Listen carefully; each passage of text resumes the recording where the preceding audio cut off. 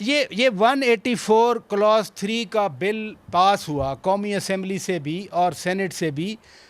Appeal کا حق دیا جا رہا ہے سو موٹو اس میں، جب یہ پروسیس خیر مکمل ہوگا، جب صدر مملکت اسینٹ دیں گے یا جوائنٹ سیشن میں پاس ہوگا وٹ سو ایور.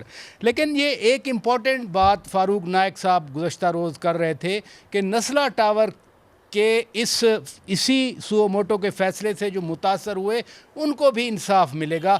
کیسا انصاف ملے گا؟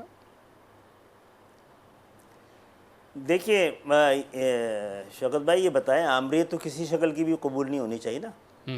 نہ سیاسی، نہ عدالتی، نہ عسکری. عوام کی رائے اور عوام کی رائے کی عکاس یہ ایوان ہے. ویسے تو نہیں ہے، ہونی چاہیے. یہاں پر کسانوں کی نمائندگی وہی جاگیردار کر رہا ہے، مزدوروں کی سرمایہ دار کر رہا ہے تو یہ بھی سوڈو اور فیوڈو ڈیموکریسی. اس کو بھی قبول نہیں کیا جانا چاہیے اس شکل میں.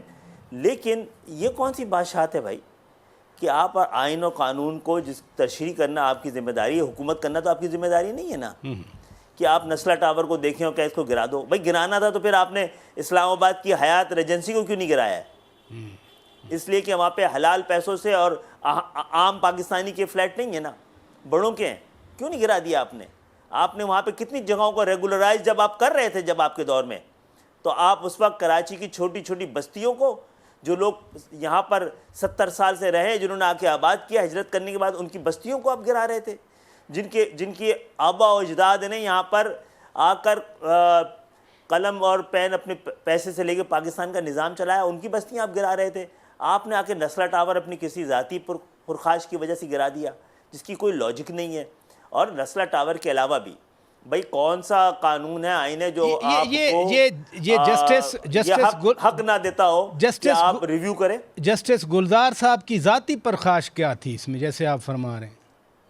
مجھے نہیں پتا لیکن وہ جو انٹرسٹ تھا سارا کام چھوڑ کے، دیکھیں ہم ان کے بڑے شکر گزار ہیں کہ انہوں نے کسی حد تک، اور پوری حد تک نہیں، جب انصاف تو پورا انصافی انصاف ہوتا ہے نا، اور وقت پہ انصافی انصاف ہوتا ہے نا، بڑی تاخیر سے اور کچھ ڈنڈی مار کے 140A کا فیصلہ دیا. 140A کراچی کے لیے نہیں ہے، 140A حیدرآباد کے لیے نہیں ہے محض، میر پرخاص نواب شاہ، پورے پاکستان کے عام کسانوں کے لیے، مزدوروں کے لیے. کیونکہ یہ وہ راستہ ہے جس کے بعد وہ جمہوریت کے ثمرات عام پاکستانیوں تک پہنچ سکتے ہیں. یہ وہ واحد راستہ ہے جہاں ساری سہولتیں جو حکمرانوں کو ہے عوام کی دہلیز تک پہنچ سکتی ہے.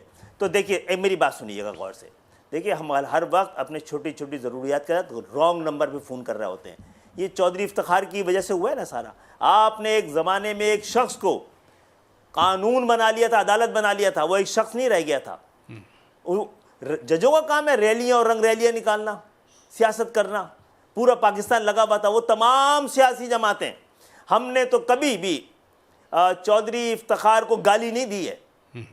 ہم نے تو اس طریقہ کار کے مخالفت کر رہے تھے. ہم یہ طریقہ کار صحیح نہیں ہے. عامر کو ہٹانا ہے، عدالت کا سہارا نہیں لو، آ جاؤ روڈ پہ.